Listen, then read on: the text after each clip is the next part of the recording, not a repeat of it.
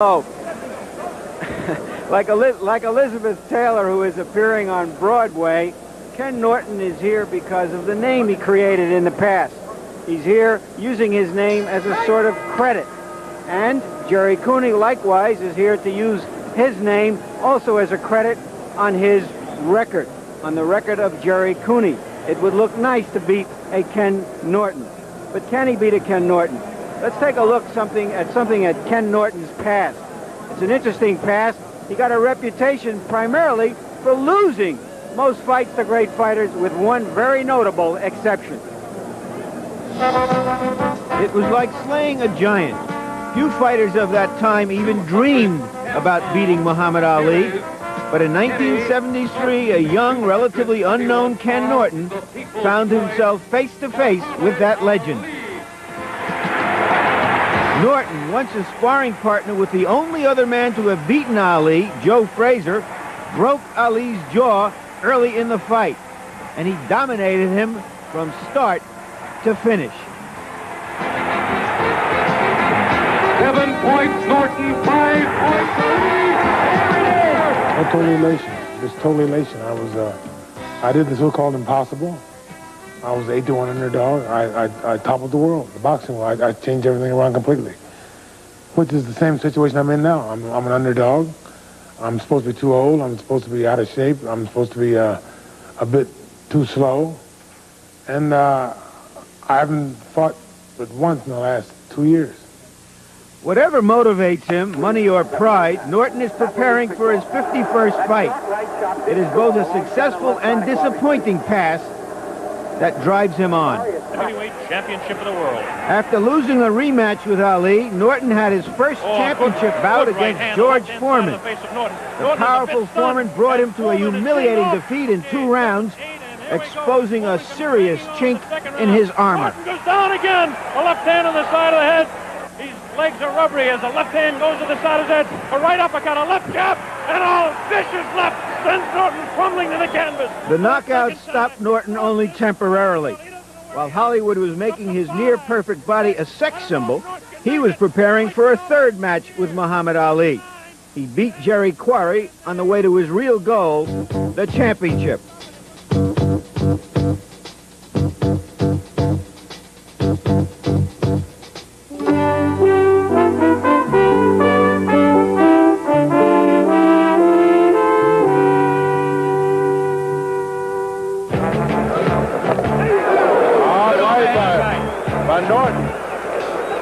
Norton always felt he could beat Ali any time, and he went into this fight with that attitude. He fought hard, and many observers thought he won.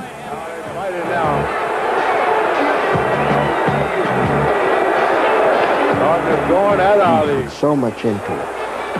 And he won the fight so beautifully, and he executed his fight plan so beautifully, and he had so much left after the 15th round. And everybody told him afterwards that, gee, you got robbed. Everybody that you talked to said Ken Norton won that fight.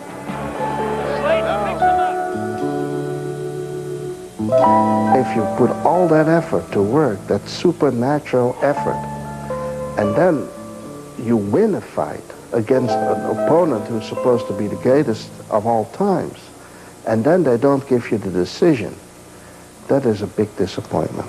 It was like somebody stuck their hand inside Kenny's chest and ripped his heart out. It just didn't work. From that point on, my career went on a tailspin. Each fight was increasingly worse than the one before. I didn't train as hard. I didn't do anything as hard. And I started going through the motions.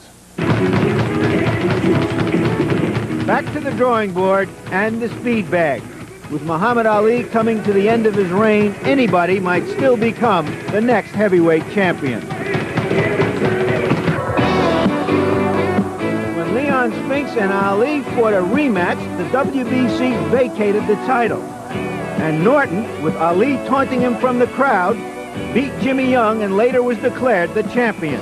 15th round of the world heavyweight title. But Norton's first opponent was the unbeaten Larry Holmes. A close 15-round fight that many have called one of the best heavyweight championship fights ever ended in another disappointment for Norton. As Holmes comes back, scores a good shot. He's getting into trouble. Yes. 143, 142 for the new Larry Holmes has done it. Norton had lost another championship fight, but barely. He has fought the best of them and fought them well. Ken's used to a lot of pressure. He's used to tough fighters that he's fought, you know, which Cooney hasn't really faced any real tough guys, you know. And Ken will be one of the toughest tests he's had. Cooney's another fighter who's undefeated, and supposedly a good left hand who really hasn't done anything to impress me that much. After a 15-month layoff, Norton defeated an inexperienced but strong young fighter, Randy Cobb, and he's been in training ever since. I think I have more experience. I think I'm stronger. I think I'm as quick, if not quicker. I think I'm more intelligent. And basically, I think I'm a better fighter. I'm in shape.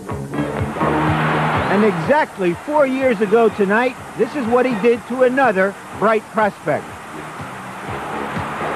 What about Gerry Cooney? To be sure, he is inexperienced. He has never fought more than 8 rounds. He has fought only 86 total rounds in his professional career. They say he is a one-handed fighter. They say they don't know if he can take a punch. Well, whether or not he can take a punch, one thing is absolute. He can throw a punch. 6 months ago, Gerry Cooney fought Ron Lyle in Long Island's Nassau Coliseum. The fight lasted 2 minutes and 49 seconds. The cheering lasted 20 minutes.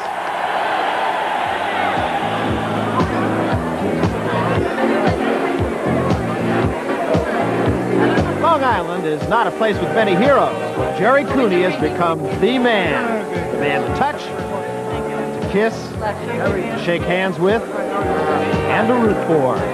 He's a New York kid with a big Irish smile. They love him like a son.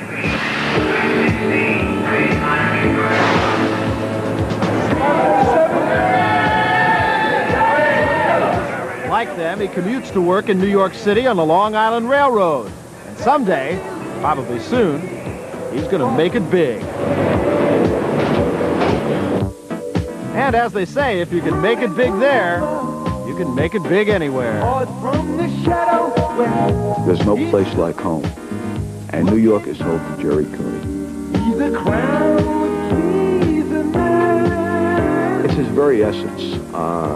When he fought in the Nassau Coliseum on October 24th, and you heard 10,000 voices almost singularly crying out, Cooney, Cooney, it was like his very blood. It gets you so up. That's why it's so important to have those people in those seats. Cooney started as an amateur at the Garden, winning the Golden Gloves in 1973 and 1976. It was a great feeling. I was 16 years old, and I came out and fought in front of 21,000 people and was successful and knocked the guy out in the third round. So, yeah, it was a great moment for me. One of my great moments in the Garden. And as a professional, he fought in front of Garden crowds a dozen times, getting his first starring role as the main event against Dino Dennis in a dramatic display of his punching power.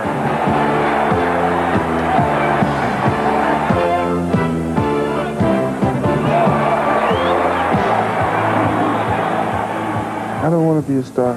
I want to be a successful prize fighter. His regular gym is Bobby Gleason's, where Jake LaMotta trained. But this past week, the Garden has become his gym. He has a devastating punch, which has cost him a lot of sparring partners. And he has a trainer, Victor Valley, to whom he is totally devoted. They used to see all the fighters. He said, Jesus, this guy's good, this guy's that. He said, Gerry, one of this day, you're going to be #1 in this gym. And #1 he was. Then I told him, you're going to be #1 in the well. He's #1 now in the well. And now I'm telling Gerry now that I'm going to make Gerry champion of the well. There are doubters, however, who question his stamina, his inexperience, his ability to take a punch, and his one-handedness. One of the knocks, of course, is that he has no right hand. I mean, I wouldn't be surprised if he knocked Ken Norton out with a right hand. I mean, Gerry's left is so devastating that, of course, all the attention has been focused on that. His right hand is dynamite. And it's a good But the left was the weapon that stopped Leroy Boone in the 6th round in Atlantic City in December of last year. Against Jimmy Young, the right hand had a short debut, but the left dominated. The fight was stopped after 4 rounds because of a bad cut on Young's face. And it was after only 2 minutes 49 seconds that veteran Ron Lyle was stopped with a vicious left hook to the ribs.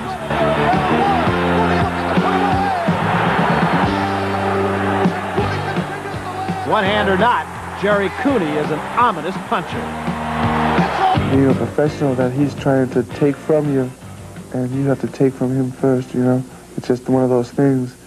You have to get him before he gets you. It's similar to being a gladiator, I suppose. But the gladiator is a friendly New York kid who just wants to stay that way.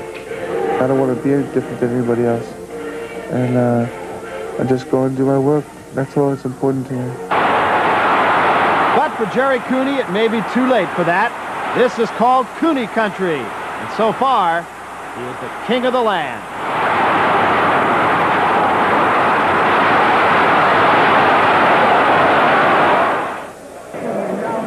So we await the start of the Gerry Cooney-Ken Norton fight live from here in Madison Square Garden in New York.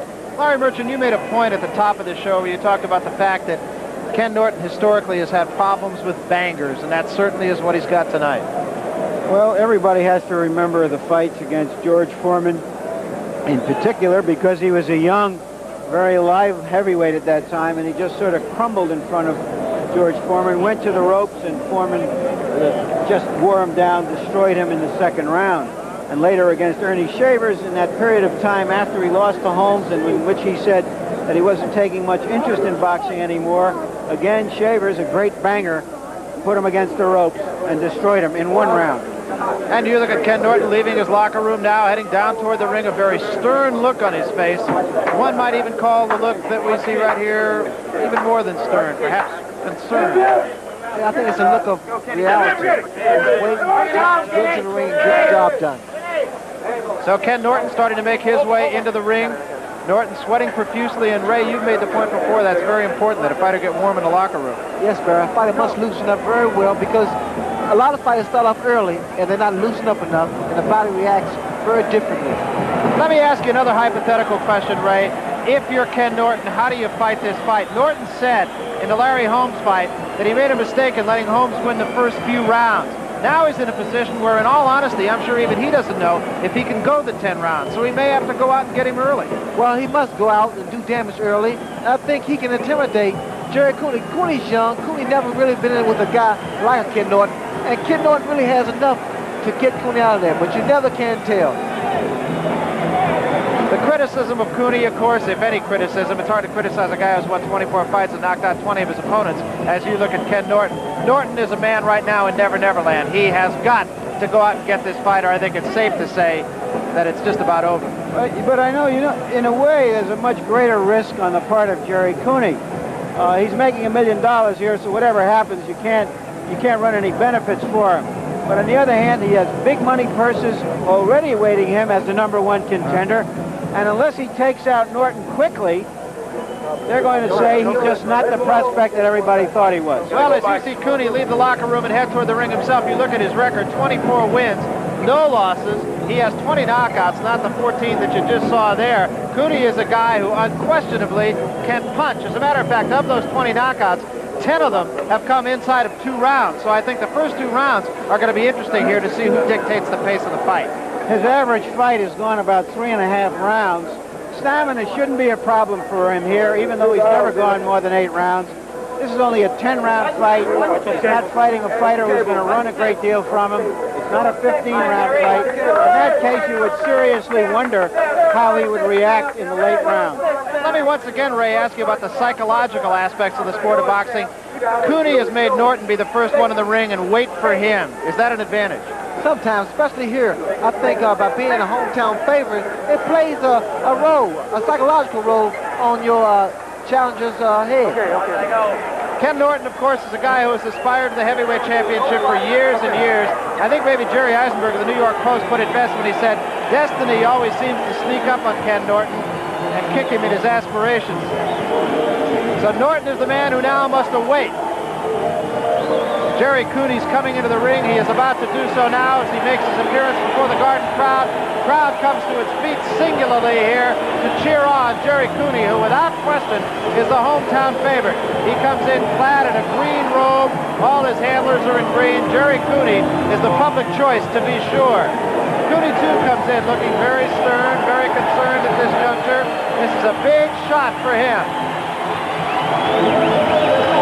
You look at the Garden crowd here, cheering on Gerry Cooney. There is Don King, of course, one of the biggest and most powerful promoters here, and another onlooker who is ringside. We'll try to get a shot of him as time goes on. Many, many celebrities ringside here, but Joe DiMaggio was introduced to the crowd moments ago and drew the kind of applause that the Clipper always does draw here in the city of New York. He is still an idol, even some 20 years almost after his retirement, 30 years I should say, after his retirement from the game of baseball.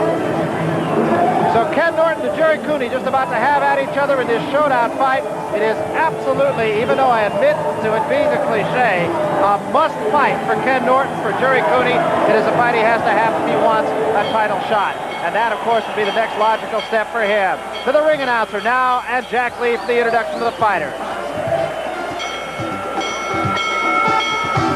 Good evening, ladies and gentlemen, and welcome to Madison Square Garden, the world's #1 sports and entertainment center, for tonight's 10-round heavyweight main event, sanctioned and supervised by the New York State Athletic Commission, Jack Prenderville, chairman. Your judges for the main event, Harold Letterman and Tony Castellano. The timekeeper is Fred Abatello. Counting for the knockdowns at the bell is Johnny Lobianco. Ladies and gentlemen, here are the principals in tonight's 10-round heavyweight main event. In the corner, to my left, he hails from Los Angeles, California. He wears dark blue trunks trimmed in white. He weighs 225 pounds. Here is the former WBC heavyweight champion of the world, Ken Norton. His opponent in the corner to my right, undefeated in 24 professional fights with 21 knockouts. He hails from Huntington, New York, 225.25 pounds. He's decked out in all green with white and red stripes. Gentleman, Gerry Cooney. 10 rounds, final contest of the evening.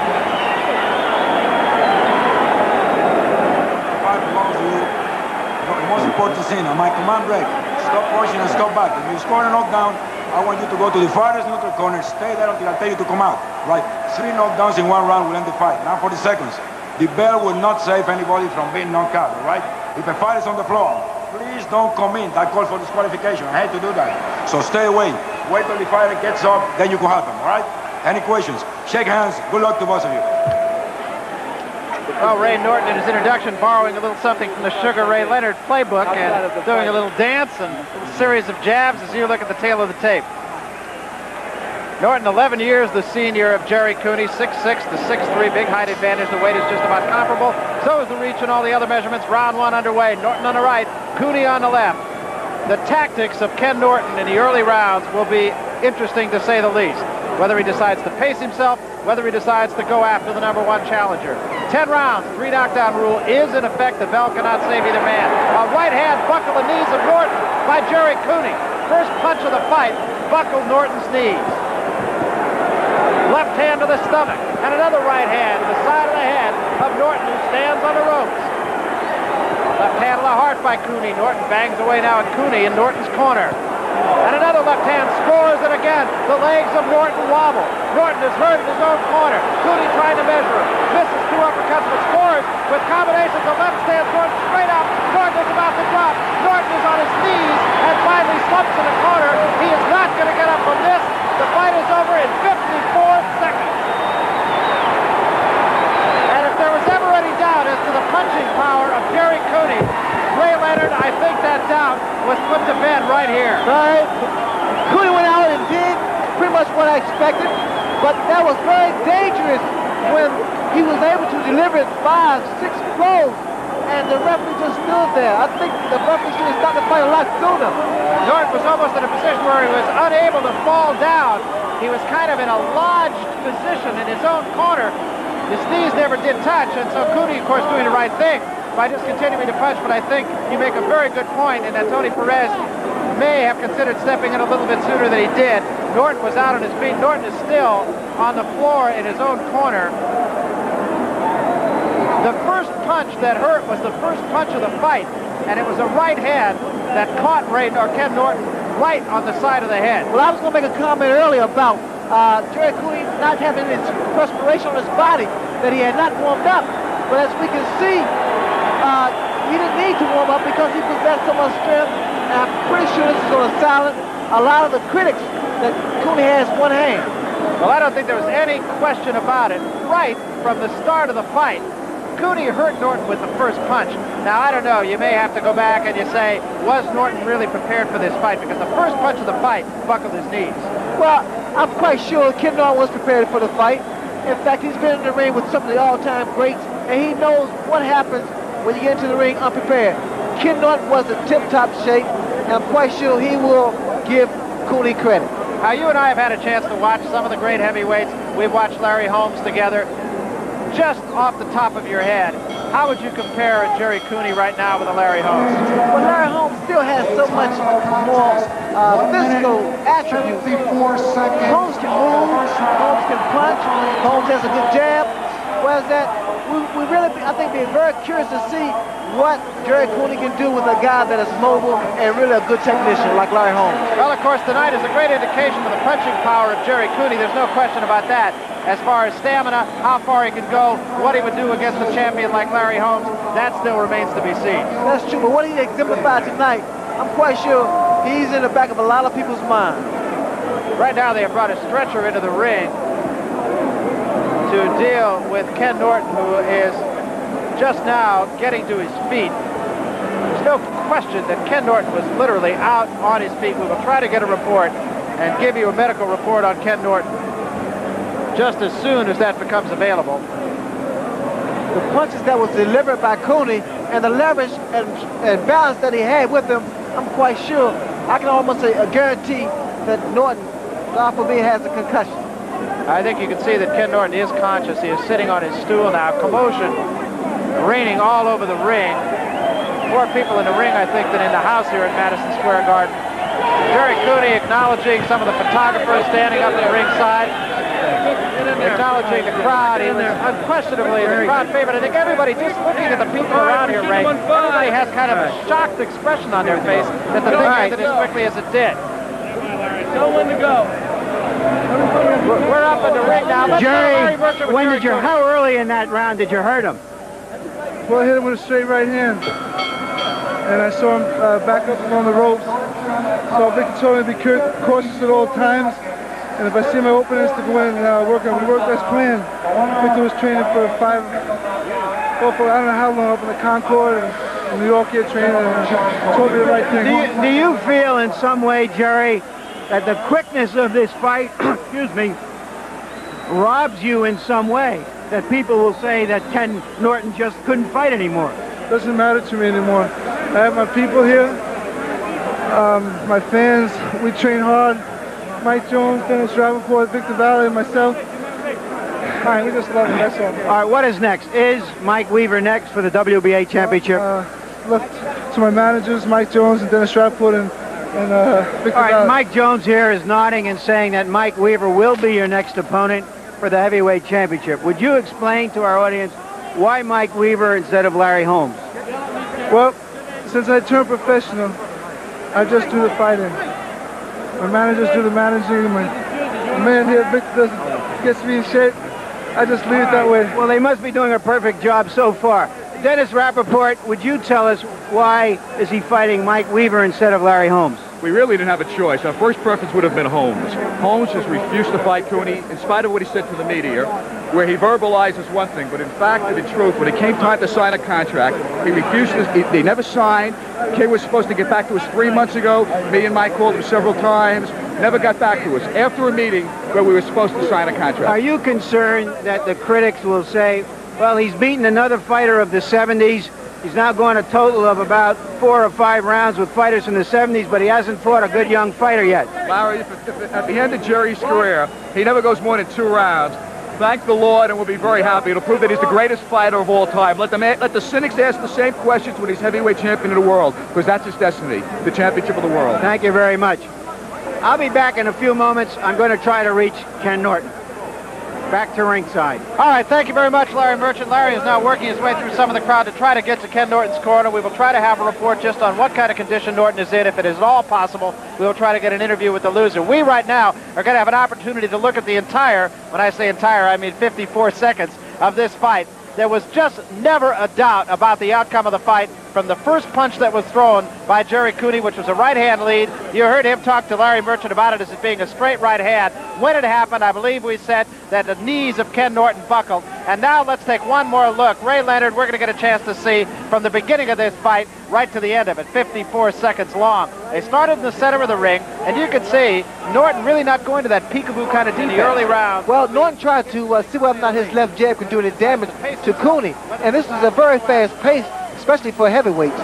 Now the right hand from Cooney will come right there. The right hand, and you see the knees of Norton buckle just that quick. Great shot. Well, Cooney possessed so much strength, so much power in his left hand and his right hand, as we see. And here he's just taking control of Ken Norton completely. Now, right at that juncture, I think you saw that Ken Norton was a beaten man. He did all he could just to get off the ropes. But again, just a stinging left hand to the face right there. Now Cooney turns Norton around, and once he does that, he misses those 2 uppercuts. I think it was the last punch he missed. Well, Barry, here we see a lot of punches being thrown, and right here, I think the referee should have jumped in. Look at the punches that are being thrown and landed. Just a brutal beating in a very short space of time, administered by Gerry Cooney to the former champion Ken Norton. Ray, we're going to get another shot at this from a different angle. Let's look at it one more time. Now we can see the power that Cooney possesses as he throws that beautiful left hook. It's a very short and powerful left hook. And here Norton is basically trying to hold on because he is hurt.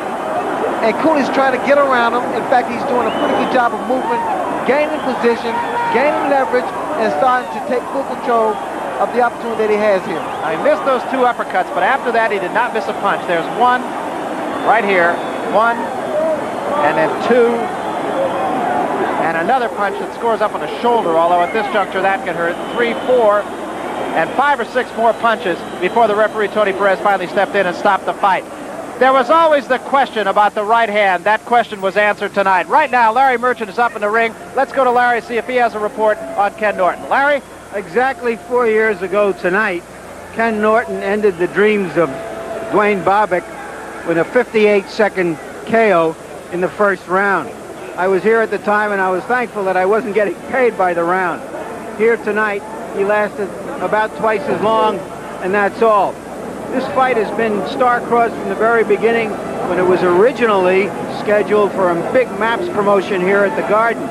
It came back, and the only people who have been hurt worse than Ken Norton tonight have been Madison Square Garden's promoters, because the fight only drew about 7,000 or 8,000 people.